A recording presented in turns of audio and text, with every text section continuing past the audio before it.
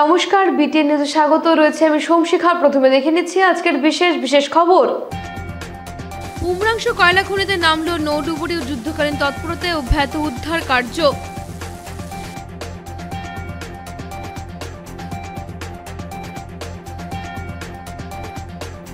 তারাপুরে সড়কের কাজের উদ্বোধন বিধায়ক দীপায়ন চক্রবর্তীর।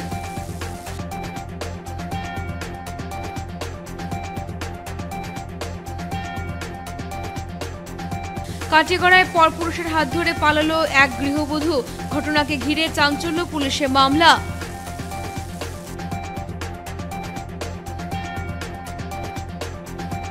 31 ডিসেম্বরের রাতে নিখোঁজ জিসি কলেজের ছাত্রীর লাশ উদ্ধার বরাক নদী থেকে, চাঞ্চল্য এলাকা জুড়ে।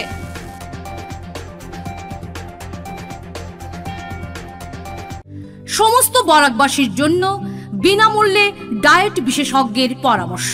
হ্যাঁ, ঠিকই শুনেছেন, সমস্ত বরাকবাসীর জন্য সম্পূর্ণ বিনামূল্যে ডায়েটিশিয়ানের পরামর্শ। যে কোনো জটিল রোগ কিংবা লাইফস্টাইল ডিজিজ থেকে মুক্তি পেতে শুধু ঔষধ নয়, দরকার সঠিক আহারও।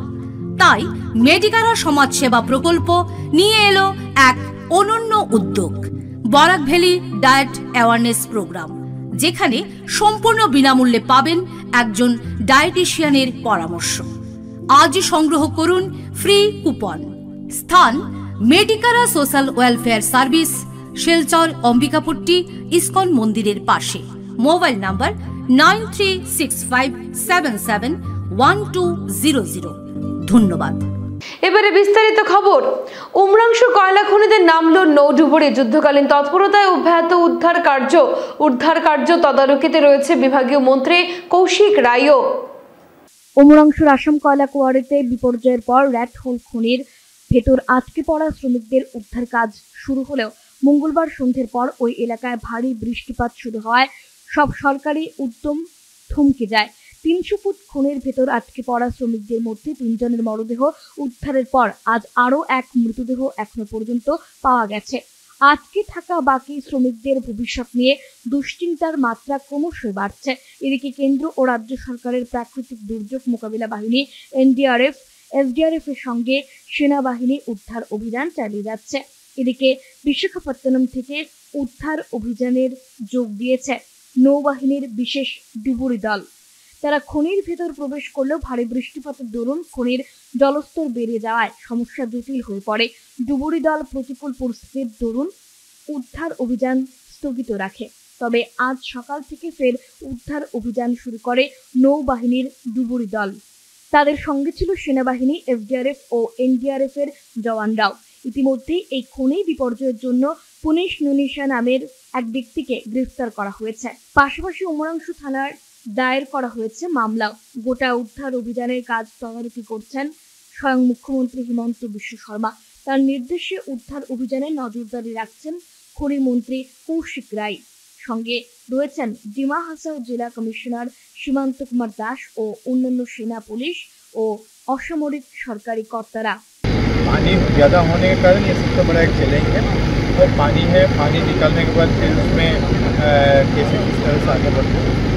ये जो एक प्रसिद्ध बॉडी अभी रिकवर और उसका आइडेंटिटी मिला है? अभी तक नहीं मिला है। फैमिली के लोग भी कुछ आ रहे हैं, कुछ आने वाले हैं, तो आने के बाद एग्जैक्ट फिगर मालूम पड़ा है कि कितने लोग? एग्जैक्ट फिगर तो नहीं मालूम। कल परसों जो CM सर का ट्वीट आया था उसमें 9 लोगों का बात आएगा। अभी हम लोग 9 को मान के कर रहे हैं, ज़्यादा भी हो सकता है या जो भी है, तो उसको पूरा जितने भी लोग उसमें फंसे हुए हैं सबका बॉडी निकाल पाए। ONGC और ODPS से एक्सेशन पंप से आ रहे हैं, कब तक है? ONGC का पंप अभी ऑलमोस्ट लैंड हो गया, हेलीपैड में लैंड हो गया। अभी अगले 10-15 मिनट में यहाँ पर ऑल इंडिया का अभी टाइम लगेगा। हेलीकॉप्टर से वो भी हेलीकॉप्टर से आएगा। Thank you very much.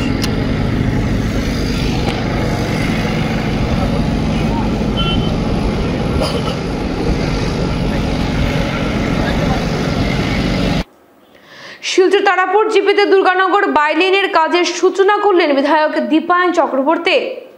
Silchar Tarapur জিপির দুর্গানগর রোডের বাইলেনের রাজ্য সরকারের 15 ফাইন্যান্সের স্কিমের সুদের প্রায় 10 লক্ষ টাকা ব্যয়ের সড়ক সহ ড্রেনের কাজের ফলকের বুধবার বিকেলে শুভ উদ্বোধন করেন শিলচরের বিধায়ক দীপায়ন চক্রবর্তী।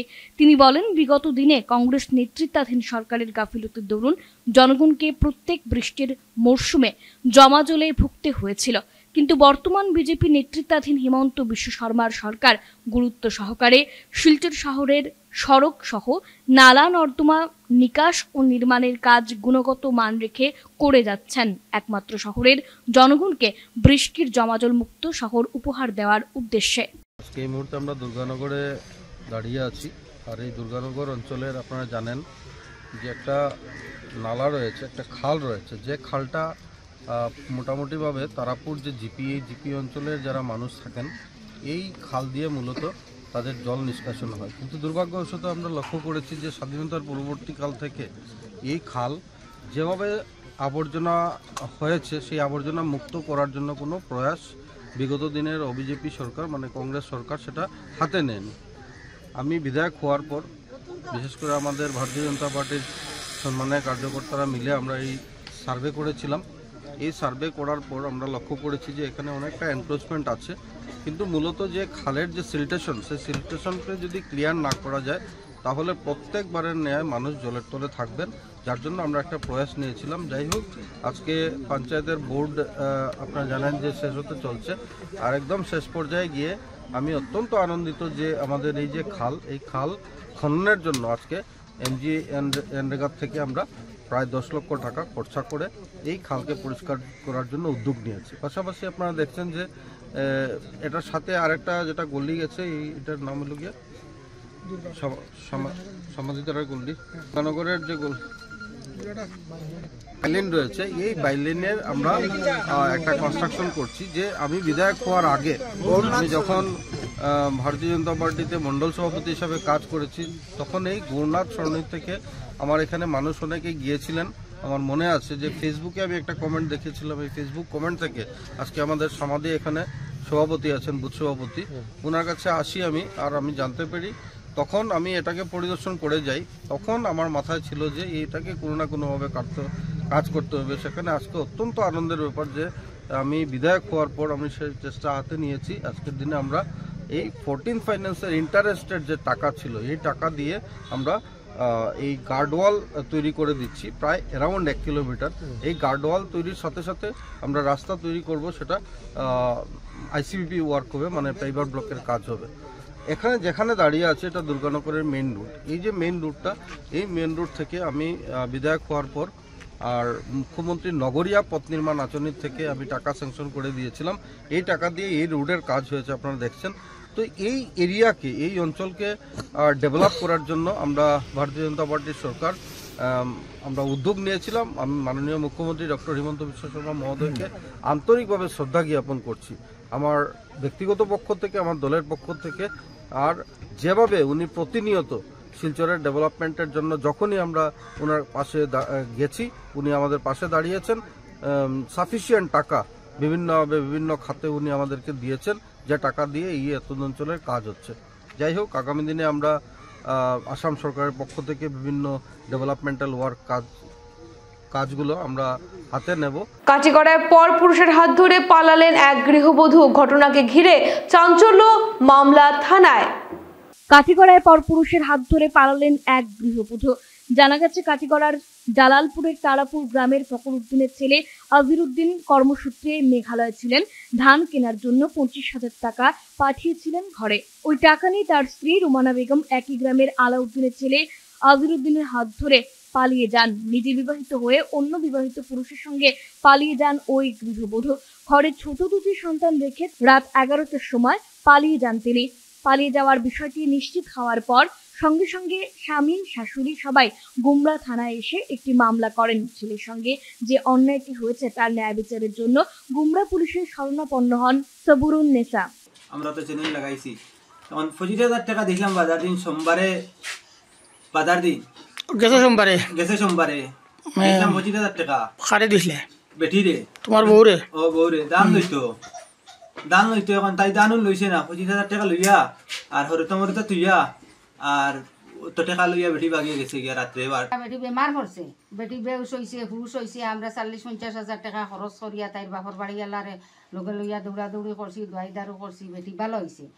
ভালো হইয়া আনলে বেটিয়ে এক বেটার লগ লইছে, লইয়া খুব পঞ্চন করছে। আমরা এটা লইয়া দরবার করছি, দরবার করি আনলে আমার বাইয়ে পর্যন্ত দেখছে। ও বেটিও বেটাও আমার বাড়ির লামা বাই আইছে, বেটিয়ে মাতরি যদি আমার বাইয়ে দেখিয়া কইছে ইটা কিতা কইলা তুমি মাতকি। ও তাই কিছু মারছে না, ঘরে গেছে গীতা লইয়া বহুত দরবার হয়েছে। ওই আনলে ই বেটার লোক আর কি ছাড়িছে, খুব দরবার দেওয়ান হয়েছে, ছাড়িয়া আনলে আর বাদে লইছে আর এক বেটার লোক লেবার হুতার লোক লইছে। যদি লোক লইয়া আনলে সেই বেটির আমার নাতিন এগু আসলো, উপযুক্ত নাতি এগু আসলো, তারা বাই বন্ধু গুজুবে ওর অগুন্তর লগে ফটো তুলছে, তুলিয়া হ বেটার টাইম দিছে। ও আইছে বেটি আমার বাড়ি, তাইয়া কইছে কিতা গো মইজি আমার উপযুক্ত বাড়ি জি আর বাড়ি ভূত ইটা দিয়া তোমার বউয়ে ফটো ছাড়িলি কিতা লাগি। আমি তো ফটো পাইয়া আইছি ইটা কিতা ওইয়া খুব ধ্যান দরবার করছে যদি কতদিন গেছে এই বাজু থামিছে, আর কতদিন তাই দম লইছে থামিয়ে আনলে মারছে। আমার বোন ভূতেগুলো লোক লইছে, লোক লইয়া আইগু তাইর বাড়িতে, তাইগু তো আর অটো আছে, তাইর বাপর বাড়ি জলালপুর, আমার বাড়ি 10 দিন রইয়া 20 দিন রয়। হুয়া টাকা পয়সা দিলে তাই ধন লইয়া গেলে গি শুনাইছে।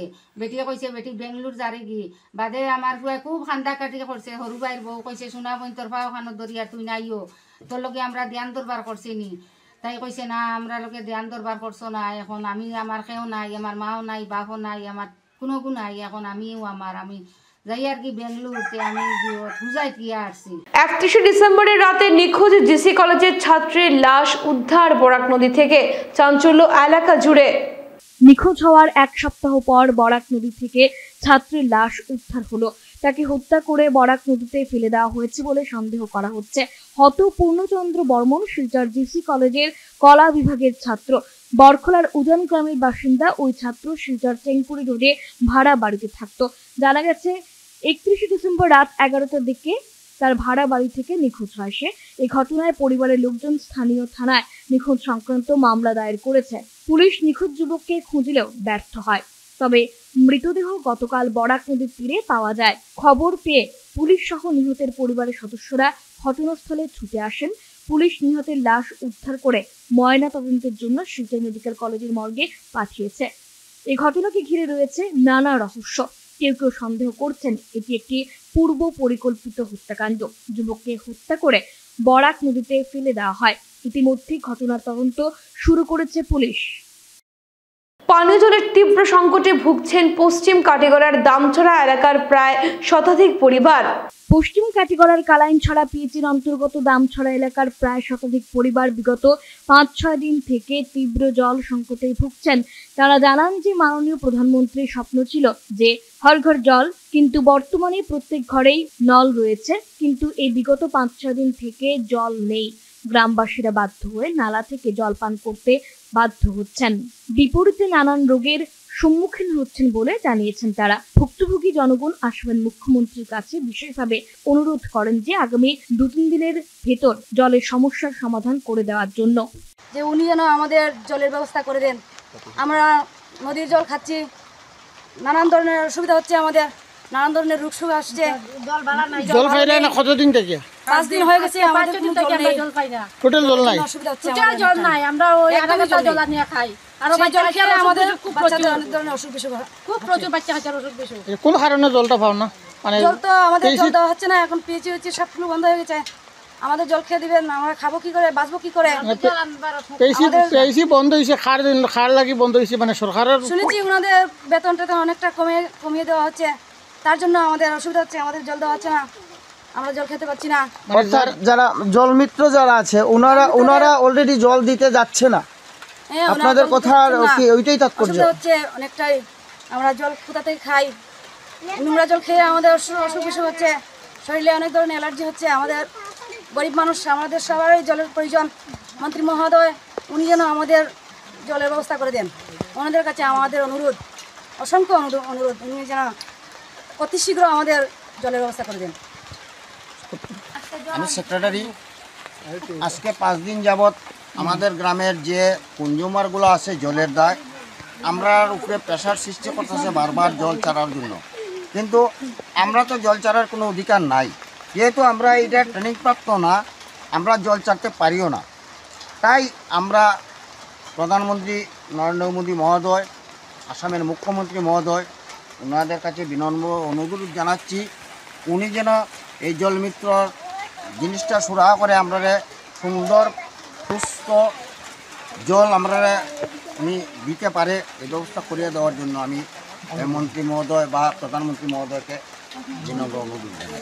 মানে এটা জল বৈকার মানে জলমিত্র যারা তারা মানে তারা বেতন তারা না পাওয়ার গতিকে তারা ডিউটি যায়। আমরা শুনছি কমিটির মানুষের শুনছি জলমিত্রর ঠিক আছে 4টা নেই 5টা দাবি আছে, ওরা সরকারের কাছে এই দাবিগুলো উত্থাপন করছে, সরকারে হয়তো এই দাবিগুলো তারা দেয় নাই, না দেওয়াতে এরা কর্মবিরতি পালন করা শুরু করছে।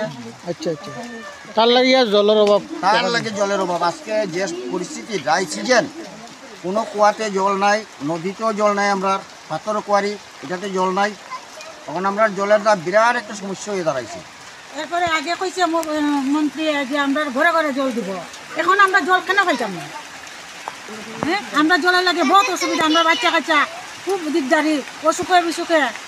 এখন আপনাদের বা স্থানীয় গ্রামের যারা মহিলারা আপনারা যে জলের লাগলে ভোগান্তি অসুবিধা কররা, আপনারা ডিমান্ড কি, আপনারা কি কইতেছে এটা সরকার মহোদয়রা? আমরা জল চাই। ঘরে ঘরে নল আছে কিন্তু জল নাই, জল নাই, নল আছে জল নাই। আচ্ছা আচ্ছা, প্রধানমন্ত্রী মহোদয় তো আমরা প্রতিশ্রুতি যে হর ঘর জল, প্রত্যেক ঘরে ঘরে জল, কিন্তু এখন আমরা নল আছে জল নাই, খালি নলটাই টাঙালো আছে, 5 দিন ধরে জল নাই। খালাঞ্চরা পিএইচির আন্ডারে এই এরিয়া পড়ছে। খালাঞ্চরা পিএইচির আন্ডারে। আপনার গ্রামের নামটা কিটা? আমরা গ্রামের নাম হলো কালকর গ্রাম। আচ্ছা, এটা ব্র্যাকেটে দামছড়া আমরা ডাকে। অনুমানিক এই গ্রামে বসতি কত পরিবার হইব? 104টা কনজিউমার আছে আমাদের এই পিএইচির আন্ডারে। এনেছি বিরতির পর থাকছে অন্যান্য খবর, সঙ্গে থাকুন। ফিরে এলাম বিরতির পর। 8 ফেব্রুয়ারি শিলচর বঙ্গভবনে বাকি ইতিহাস নাটক মঞ্চস্থ করবে ভাবিকাল নাট্য সংস্থা। ভাবিকাল সংস্থার আগামী নাটক কিংবদন্তি নাট্যকার বাদল সরকারের বাকি ইতিহাস মঞ্চস্থ হবে আগামী 8 ফেব্রুয়ারি সন্ধ্যে 6:45 স্থানীয় বঙ্গভবন প্রেক্ষাগৃহে। নাটকটি বঙ্গ সাহিত্য ও সংস্কৃতি সম্মেলনের এ মাসের নাটক সূচির অন্তর্গত। আজ 8 জানুয়ারি বেলা 11:30 ভাবিকালের দাস কলোনিস্থ মহড়া কক্ষে এই নাটক উপস্থাপনা উপলক্ষে এক সংক্ষিপ্ত সাংবাদিক সম্মেলন ও বাকি ইতিহাস নাটকটির পোস্টার উন্মোচন অনুষ্ঠান আয়োজন করা হয়। শহরের বিশিষ্ট নাট্য ব্যক্তিত্বরা অনুষ্ঠানে উপস্থিত ছিলেন। নাটকটির পরিচালক শান্তনু পাল জানান যে ভারতবর্ষের কিংবদন্তি নাট্যকার বাদল সরকারের জন্ম শতবর্ষে ভাবিকালের শ্রদ্ধার্ঘ বাদল সরকারের এই নাটক বাকি ইতিহাস ভারতবর্ষের অ্যাবসার্ড নাটকের অন্যতম পথিকৃৎ বাদল সরকারের লেখা নাটক বল্লভপুরের রূপকথা 1990 সালে ভাবিকাল মঞ্চস্থ করে। এই সভায় উপস্থিত ছিলেন কোরাসের বিশ্বজিৎ দাস, উপস্থিত ছিলেন নাট্যকর্মী মণি ভট্টাচার্য, সায়ন বিশ্বাস, সুব্রত রায়, শম্ভু এবং আরো অনেকেই। খুব টান জায়গা থেকে আমরা যাব, আমাদের মধ্যে অনেকেই আছেন। আমি সমাদৃত হয়েছে এবং ভারতবর্ষে তো গোটেই সমাদৃত হয়েছে। তো এরকম একটা কঠিন কাজ ভাবিকাল হাতে নিয়েছে। আপনাদের প্রত্যেকের সহযোগিতা আমরা কামনা করছি এবং আমরা জানি না যে আমাদের যে সমস্ত শিল্পীরা, আমার ব্যক্তিগতভাবে আমার শুভেচ্ছা থাকবে প্রত্যেকের জন্য এবং যাতে নাটকটা ভালো হয়। এবং আপনাদের কাছে আমাদের ভাবিকালের পক্ষ থেকে বিশেষভাবে অনুরোধ থাকবে যাতে নাটকে আমাদের দর্শক সমাগম যাতে ভালো হয়। আমরা নাটকে সংখ্যা গুনতে থাকি যে আজকে গণসুরের নাটকে দর্শক কেমন হলো, আমার নাটকে দর্শক কেমন হলো, বা মনিদার নাটকে দর্শক কেমন হলো, কিন্তু তিনি এই কনসেপ্টটাকেই পাল্টে মানুষের কাছে নাটককে নিয়ে যাওয়ার, আরো সুলভ করে দেওয়ার, যে কোনো বাহুল্য তাতে থাকবে না, মানুষই দরজা বানিয়ে নেবে, ঘর বানিয়ে নেবে, মানুষের শরীরকে ব্যবহার করে, যাতে নাটকটা সুলভ হয়ে যায়। এবং এই ধারা ধারাকে আপন করে নিয়ে কোরাস কিন্তু হাজার হাজার মানুষের কাছে রোজ মানে প্রতি বছর পৌঁছে যাচ্ছে, যেটা আমরা মঞ্চ নাটকে এখনো করতে পারছি না। এই যে ডিফারেন্সটা, কোরাস তার পরিক্রমা দিয়ে হাজার হাজার মানুষকে মনোরঞ্জন দিচ্ছে, শিক্ষা দিচ্ছে, নাটকের প্রতি ভালোবাসা তৈরি করাচ্ছে, আসলে এটাই বাদল সরকারের থিওরি। রতনপুরে শ্রী শ্রী ময়না বাবা কীর্তন কমিটির 43তম 16 প্রহর হরিনাম সংকীর্তন 14 জানুয়ারি থেকে। প্রতি বছরের ন্যায় এবারও তাপাং ব্লকের অধীনে থাকা বর্ষাঙ্গন জেপির অন্তর্গত রতনপুর কলোনিতে সার্বজনীন শ্রী শ্রী ময়না বাবা কীর্তন কমিটির ব্যবস্থাপনায় 43তম 16 প্রহর হরিনাম যজ্ঞ সংকীর্তনের আয়োজন করা হয়েছে আগামী 14 জানুয়ারি থেকে। আজ বুধবার রতনপুর সার্বজনীন শ্রী শ্রী ময়না বাবা কীর্তন কমিটির কার্যালয়ে কমিটির সহ সভাপতি সজলকান্তি দাস বলেন, আগামী 14 জানুয়ারি মকর সংক্রান্তির পবিত্র দিনে শুভ অধিবাস উপলক্ষে বেলা 3টায় মহিলাদের দ্বারা কলস যাত্রা, 4টা থেকে গুণীজনদের সংবর্ধনা সভা এবং ধর্মসভা, পরের দিন 16 প্রহর হরিনাম যজ্ঞের সংকীর্তন এবং পরের দিন উপস্থিত ভক্তদের মধ্যে মহাপ্রসাদ বিতরণ করা হবে। 17 জানুয়ারি দধিভাণ্ড ভঞ্জন, পূর্ণা ও কীর্তন সমাপন। তিনি আরো বলেন, শ্রী শ্রী ময়না বাবা ছিলেন একজন আধ্যাত্মিক মহাপুরুষ। ওনার নামেই এই জায়গাটি নাম উজ্জ্বল হয়। এই কীর্তনকে কেন্দ্র করে প্রতি বছর এই উপত্যকার বিভিন্ন প্রান্ত থেকে সনাতনী ভক্তবৃন্দরা উপস্থিত হয়ে আশীর্বাদ ধন্য হন। আপনাদের কাছে আমাদের বিনম্র আবেদন, আমাদের অনুষ্ঠানকে সর্বাঙ্গীন সুন্দর ও সাফল্যমণ্ডিত করে তুলতে প্রত্যেক কৃষ্ণ ভক্ত ভাই বোনেরা আমাদেরকে সাহায্য সহযোগিতা করবেন এবং আমাদের অনুষ্ঠানকে সর্বাঙ্গীনভাবে সহায়তা করে সুন্দর ও সাফল্যমণ্ডিত করে তুলবেন। আমাদের এবছরের কীর্তনের প্রথম দিন অর্থাৎ অধিবাসের দিন আমরা প্রথমে থাকবে জল ভরার অনুষ্ঠান। আমাদের গ্রামের মা বোনেরা মিলে বেলা 3 ঘটিকার সময় জল ভরতে যাবে এবং 4 ঘটিকার সময় শুরু হবে গুণীজন সংবর্ধনা ও ধর্ম অনুষ্ঠান। তারপর থাকছে অধিবাস।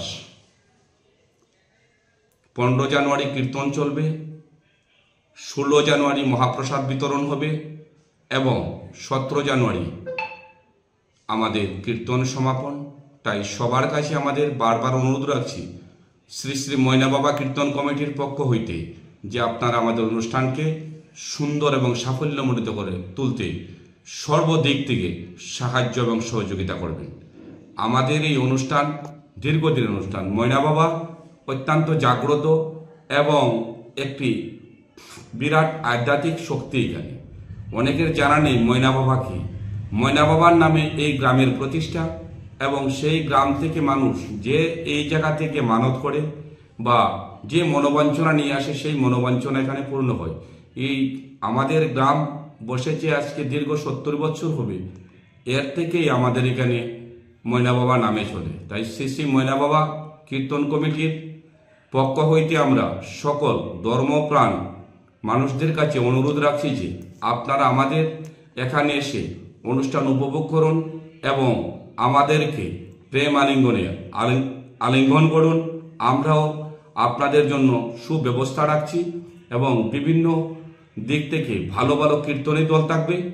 আর আপনারা দেখতে পাবেন যে এবারের অনুষ্ঠান একটি ভিন্ন রূপ নেবে, যাতে মানুষ অত্যন্ত শান্তিপূর্ণভাবে হরিনাম সংকীর্তন শুনতে পারে এবং প্রসাদ বিতরণের সময়ও আমাদের এখানে বিরাটভাবে মানুষের সমাগম হয়।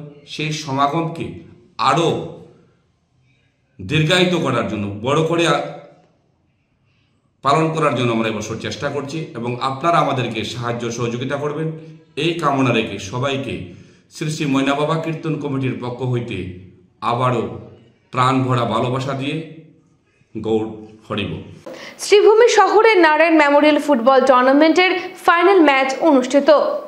শ্রীভূমি শহরে নারায়ণ মেমোরিয়াল ফুটবল টুর্নামেন্টের ফাইনাল ম্যাচ আয়োজিত হয় মঙ্গলবার। বনমালী স্পোর্টস ক্লাব ও ভেটারেন ক্লাবের মধ্যে প্রতিদ্বন্দ্বিতা হয়। দুই দল ভালোভাবে খেললেও শেষ পর্যন্ত বনমালী ক্লাব 1-0 গোলে হারিয়ে দেয় ভেটারেন ক্লাবকে। পুরস্কার হিসেবে বিজয়ী দলকে ট্রফি সহ 10,000 টাকা দিয়ে পুরস্কৃত করা হয়। রানার্স দলকে ট্রফি সহ 5,000 টাকা তুলে দেওয়া হয়।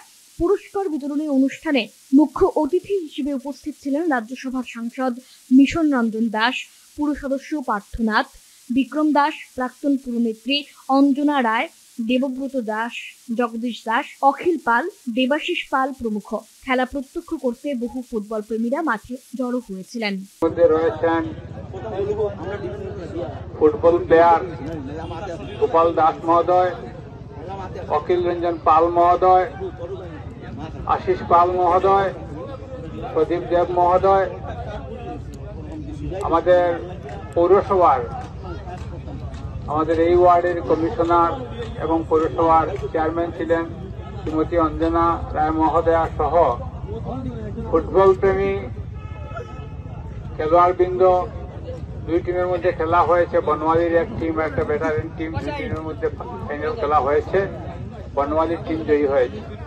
আমি যারা যে টিম বিজয়ী হয়েছে তাদেরকে অভিনন্দন জানাচ্ছি। শেষ করার আগে বিশেষ খবর আরো একবার। উমরাংশু কয়লা খনিতে নামলো নৌডুবুরি ও যুদ্ধকালীন তৎপরতায় অব্যাহত উদ্ধার কার্য।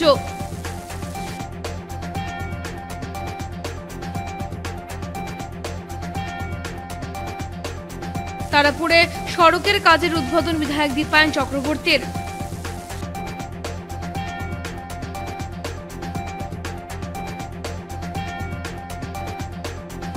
কাটিগড়ায় পরপুরুষের হাত ধরে পালালো এক গৃহবধূ, ঘটনাকে ঘিরে চাঞ্চল্য, পুলিশে মামলা।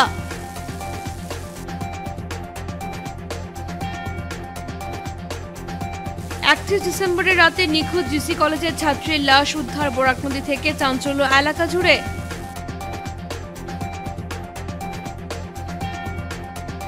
এখনকার মতো বিটি নিউজ এ পর্যন্তই। ধন্যবাদ।